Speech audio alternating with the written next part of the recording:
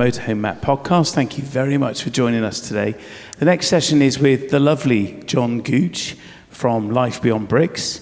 I'm going to give Jon a little intro and tell you a little bit about him. I don't know if I'm going to spoil this by sharing a bit. Can I tell him a bit about you? You can go for it, yeah. Okay, so Jon actually lives in his motorhome with his lovely wife Tash and their 3 cats, and they live in it full time. Yes, they're mad. How long have you lived in your motorhome now? Just over 4 years. 4 years, I was going to say 4 years, yeah. So look, 5 years, says Tash. 5 years, Jon. Do you know your wedding anniversary date? No. Typical man. And Jon has also serviced over 100 motorhomes. So Jon is a bit of a motorhome mechanic, and that's what this session is all about. It's about maintaining your motorhome or campervan and making sure it lasts as long as possible on the road. Can we do a quick show of hands? How many people here actually have a motorhome or campervan at the moment? Everybody. Good, I think. Has anyone not got one yet but looking to buy one? No, so we're okay. Oh, and you've got a motorhome. I know you have. I've seen yours. So brilliant. So we've got a room full of motorhome enthusiasts. Jon, I'll hand over to you. This is Jon Gooch. Please give him a round of applause. Why, thank you. Don't usually get a round of applause before I start, but I did have grand ideas about doing a little bit of a display on my wife's Fiat Doblo micro camper over there, but I need like a camera and we need to put it on the screen, so it's a little bit difficult to do. But at the end, if anyone wants to have a look under the bonnet of a Fiat Doblo and go round and just have a little look, see what the bits are under there, then by all means afterwards we can come round and have a little look around the van. But other than that, I'll just go through my slides. So, well, I've had pretty good introduction from Matt. I've been in the wider motor industry for over 25 years. So I've got a fair bit of experience with the base vehicles, all sorts of base vehicles, and also the habitation side, because effectively with campervans and motorhomes, you are sort of buying 2 vehicles. So it is good to keep them all up together. Anyway, so we'll move on. Importance of maintenance, why should you do it? Well, it's a silly question really, but yeah, it's pretty obvious. You want to keep the value in your investment. The campervans out there, I mean, we're at the leisure shop and I'm opposite a campervan which is £77,000 and it's a Volkswagen Transporter. Very nice conversion, don't get me wrong, but that is a life-changing amount of money, so it is worth keeping the vehicle serviced, keeping the habitation services up together if you need to. So yeah, definitely. And also just keep the vehicle ready to use. You know, you don't want to have this thing in storage and then you go to it and then it doesn't start, or you can't, it ruins your holiday before you've even started. So it is always good to keep the maintenance up. And also a lot of them with the after-sales warranties as well, in the small print, a lot of people don't realise is that they will expect you to get the vehicle serviced as well. So a lot of it isn't hidden in the terms and conditions. They will expect the vehicle to be serviced and habitation serviced as well if it's a motorhome. And basically what we're trying to do is we're just trying to stop those small problems becoming big problems, because those small problems, when they're left, they do turn into big problems. So we'll move on to our first little section, vehicle tyres. Ultimately, probably the most important thing on the vehicle is the tyres. Black round, that's probably about as much as you can probably say about tyres, but there is an awful lot of technology in the tyres these days, and the safety of them is critical, really. It is the only contact you have with the road. So it is always good to have yourself a little check, if you can, of your tyres. Keep checking your tyres as well. Just don't do it once in a blue moon, but if you're constantly checking and going around doing your little walk round checks, a lot of the time you will notice little differences. If there's a little bulge or something appears in the tyre like that wasn't there before, you'll know that something has gone wrong. So yeah, just a visual inspection, go round, walk round, see if there's any bulges, tears, splits. Normally you can tell as well if you've got a low tyre pressure, they will bulge at the bottom an awful lot more than they normally do. So that will also indicate that you've got low tyre pressures there as well. So yeah, the legal tread wear limit in this country is 1.6 mil. I would never say run it down to that, because that is almost bald. At 1.6 mil, the tyres are not going to get rid of the water, the surface water on the road. The tread is there to clear the water, basically, off the road, out of your path, effectively, from the tyre. So if it's down that low, it's probably not going to clear the water as much. So it's always worth, checking that as well. And it is really easy to check as well. You can just use a 20p piece. Nice and easy, if you can actually find cash these days, but just use a 20p piece. If you can't see the 20, if you put the base of the 20p in your tread, if you can't see the 20, then you've got plenty of tread left. If you can read the 20, then that part of the 20p piece is about 1.6 mil, so it's generally about right, so it is quite easy to check as well. We've got date stamps as well on the tyres these days. So we've got little tiny oblong, oval-shaped little things there, which will give you your tyre dates as well. A lot of the vans here I see, they are actually over 3.5 tonne and they're commercial vehicles. So that then you would, if you've got anything that's 10 years and over, that is actually an offence to drive if it's still registered as a commercial vehicle. But yeah, I wouldn't go past sort of 7 years on your tyres. Most of the times you're going to wear the tyres out before they get too old. But I would definitely, something to be aware of, that all the tyres will have date stamps on them. So again, it's something when you purchase the vehicle, or you're just generally looking around, if you've got a tyre which looks a little bit old, then you have got that date there. The first 2 numbers refer to the week that it was manufactured, and the second letters refer to the year. So that one was made in week 7, year 2020. And the tyre pressures as well, like we said, when you're going around, you might notice that there's a bit more of a bulge on the bottom of the tyre than it normally is. Tyre pressures as well is critical. If the tyres aren't inflated properly, they're underinflated or overinflated.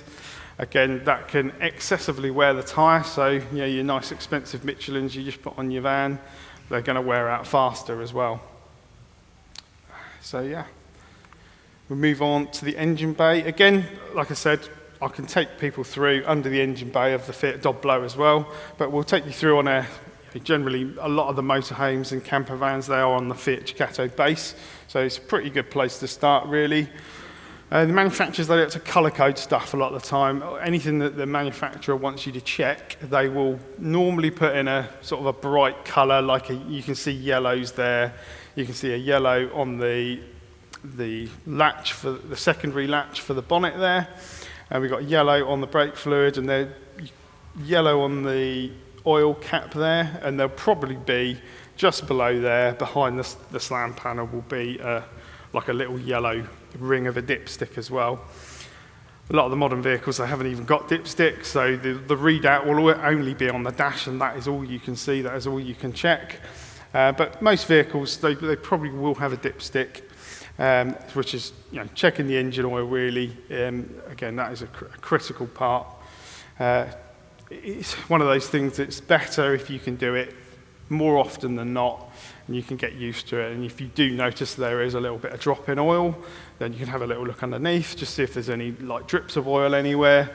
It's all, if you keep up those checks all the time, you will notice if anything drops or if anything is different. We've got the coolant level over here, which on the Ducato is just behind the driver's side headlight. So we've got the coolant there. So never, ever, ever open these after the vehicle's been running for any length of time. So as soon as that vehicle warms up, this bottle will be under extreme pressure. So never, ever check these, or open them, should I say, when the engine is hot. So always check the coolant when it's cold. And there's normally little marks on there to tell you where the min and max is. Again, normally normally they're half full, and that's actually maximum. It gives it a little bit of space to expand, a little bit of space for expansion. So yeah, the coolant is there. Something that would probably get changed in the servicing as well is something where if you take it places to get serviced, after like 10, these days, the coolant changes are about 10 years, so they're quite long. It's a long life fluid, so it's not something you need to worry too much about. But when you're in your general servicing, they will normally tell you whether you need a coolant change or not. Moving on to the brake fluid level is there on the Ducato, so just under there. Again, it's a kind of a sort of a yellowy sort of fluid. If you give the bottle a little shake, normally you can just see the level. You can just see the actual level just wobble a bit in the bottle, and that normally gives you an indication. One thing I do see a lot of the time, which is missed on servicing, is the brake fluid changes. Now, the brake fluid is hygroscopic, so it does actually absorb moisture. This is a fully breathable unit, so it does actually absorb moisture after a while. So the manufacturers normally, I mean, the Fiat say 2 years, but that is in really, really extreme use cases where you're doing a lot of miles. They're expecting these vans to do sort of 40,000 miles in the first year of their life. So I think 2 years is a little bit too much for campervans and motorhomes. You'd be okay at 4 years, in fairness, but it is something to be aware of. If you've never had a brake fluid change on the vehicle, you don't know the vehicle's history, and it doesn't look like it's ever had a brake fluid change, it is a good idea to get that changed. If there is too much moisture in the brake fluid, it will give you a spongy pedal. So those long descents on the Alps and stuff, they will get quite scary when you've got a spongy brake pedal. Power steering fluid level on here, you can't really see. I think it is at, where's my pointer gone? Oh, there it is. So the power steering fluid level on a Ducato is under this little panel here. Again, it's like an opaque coloured bottle, and if you give it a little shake, you'll see the oil wobble in the bottle, and that gives you an indication of the level. Again, it'll have a min and max, so it's just not something you have to check very often, not unless you notice there's any oil under your van. And then, if there is any oil, you might be able to tell what is actually leaking by just looking at the fluid levels under there. Windscreen washer fluid, again, I think it's right the way over in the corner here on the Ducato, or is it? Yeah, it is that side. I can't remember, but yeah, I think it's over there. Just pokes up. Oh yeah, you can just see it in the corner there, actually. Yeah, so the windscreen washer fluid is topped up there. It is actually a fence to drive with an empty washer fluid, but yeah, it's just one of those things. The auxiliary belts, it's probably not going to be something you can actually check yourself. Very, very difficult to see on this type of van. It will have under trays on it as well, so you won't even be able to see it from underneath. But that really is just an example of an older, worn belt, and that's an example of a new belt. So again, it's something they would check on your services. These auxiliary belts, which run the alternators and the water pumps a lot of the time, they will last like 8 years, 10 years, something like that. It's the Campout intervals that need to be kept on top of, but again, that should be in your service history somewhere. So that's all in the engine bay. So the habitation side, again, what I said before is you're buying 2 vehicles, so you've almost got to do 2 lots of inspections. So the stuff you can do yourself is you can check your gas date stamps on your gas hoses. So any British standard hose will have a production date stamped on the gas hose. When it gets to 5 years, longer than 5 years, then you might want to start thinking about replacing the hose.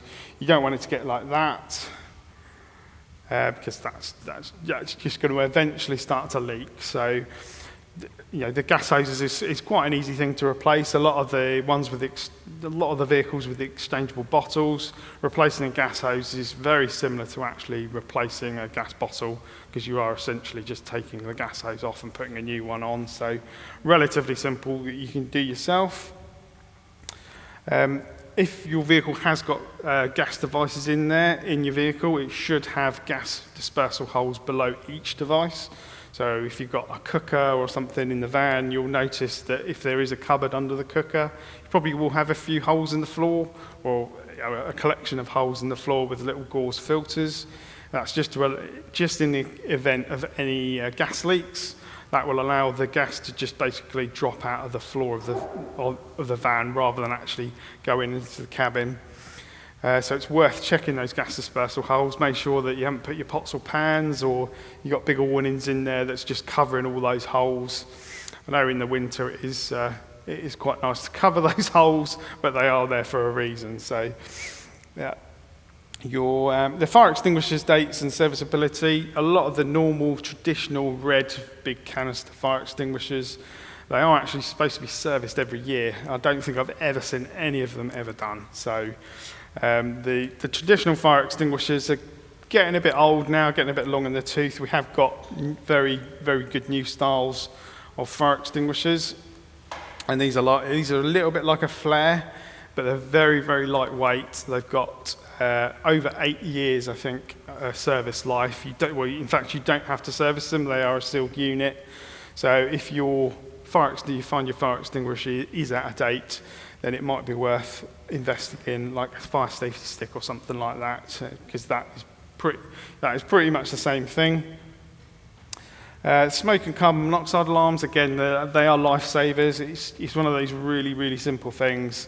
They've all got batteries, so make sure the batteries are all right. They've all got test buttons as well, so if you just press the test button, just make sure they are actually operating. And normally they're a nuisance because they go off when you're cooking, but make sure the battery's put back in after cooking because they are lifesavers. Flushing your water tanks. It's a good idea if you haven't used the van for a long period of time just to pop a couple of the cleaning tablets in the water tanks, fill the water tanks right up, give the vehicle a little bit of a drive. That will clean the water tank out and then drain it out. Do the flushes, whatever you need, whatever the manufacturer says of the tablet says to do. Normally it's just another fresh tank of water, and then empty it out again and you're good to go. Makes the tanks nice and sanitised. If you're using the vehicle a lot of the time during the summer months, then you might find you don't need to do that, but it's just if you are going to lay the van up for a bit, it is worth cleaning those tanks when you come back to put the vehicle back into service. So leisure battery and health condition, you don't want the leisure battery to look like that. That one looks like it's overcharged, so it's just all expanded inside. Just be aware of where your leisure battery is and just make sure periodically that there's no sort of fluid leaking out of it, that it's all looking nice and square, it's not bloated or anything like that. It's always a good idea because, again, it's one of those things that when they go, they just generally, you end up with no power. So that's a pretty extreme case. I think that one's actually been overcharged. But it's a good idea just to keep an idea of where everything is and keep checking it. Avoid overfilling those cupboards. Again, if you overfill the cupboards, everything's rammed. A lot of the time, that's you can get a lot of moisture in behind there as well, and then you end up getting a lot of mould. Again, goes back to the gas dispersal holes as well. If you're filling those cupboards up, you might find that you have actually blocked some of those gas dispersal holes. And then have a little look under the van, just make sure nothing's hanging down. A lot of the water tanks these days are underneath the van, so just make sure none of the straps have come loose. You can't see anything that's hanging down or dropping down on the floor of the van, or on the floor under the van, sorry. And we'll move on quickly to toolkits and spares. So it is worth carrying around a few bits and bobs with you as well, with the vans. Especially with the Gigato, you might find you have these sort of fuses as well. So you might have those fuses for the habitation side, but you might have the smaller, the little micro fuses for the vehicle side. So you'll have fuses everywhere, really. So something to sort of be aware of where the fuses are, where the fuse centres are, what fuses you actually need.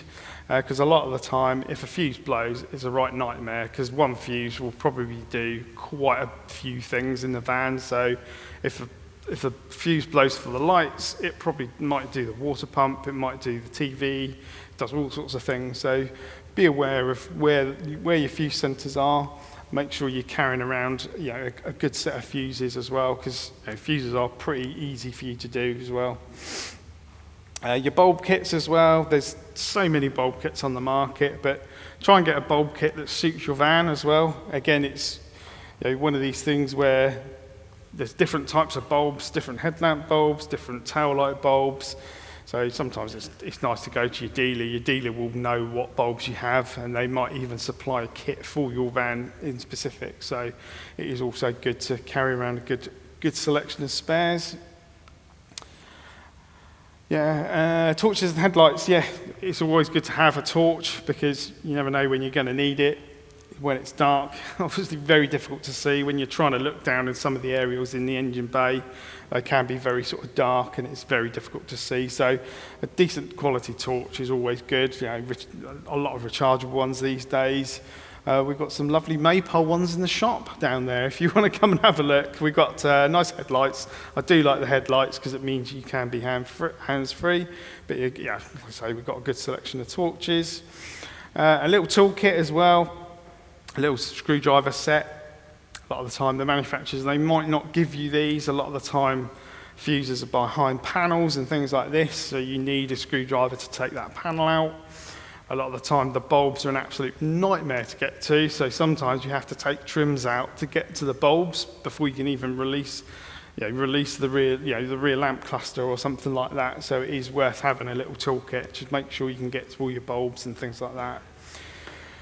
So if your vehicle has got a jack and a toolkit, just make sure it's there and it works. Say the Fiat Ducato, it should be under the passenger seat. A lot of the vehicles these days, they haven't even got a spare tyre, so a lot of them will come with the tyre inflation kit just over here. So you'll have like a little compressor, and that connects to a little sealant bottle which is there, and then that, if you ever get a puncture, that could run into the that can actually pressurise into the tyre and then hopefully seal the hole. If it's a big tear in the tyre, you're not going to be able to seal it just with sealant. But a lot of the time I go to vehicles and the sealant bottle's empty because someone has used it, put the toolkit back in, completely forgotten about it, and it hasn't even got the sealant in there. So again, if you get a puncture, you might not be able to seal it with the little sealant that it comes with. But anyway, that is me. And I'm working on that leisure shop this weekend, and we'll be at all the shows as well. So I'm happy to take any more questions. And we do have a little guinea pig Doblo over there as well, if you do want to have a little look under the bonnet of one. Like I say, I would like to have had a practical demonstration, but it is probably a little bit more. I should have thought about it a little bit more anyway.